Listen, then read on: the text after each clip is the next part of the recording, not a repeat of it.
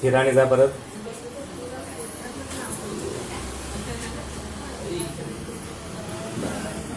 A few moments later. आपलं treatment चालू बघा धावायला लागलेले आहे.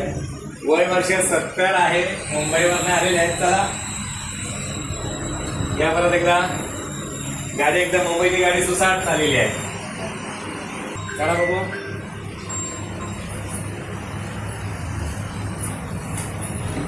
बघा मगाशी येताना आपलं नाव सांगा. संध्या तेंडुलकर. कुठून आलोय आपण?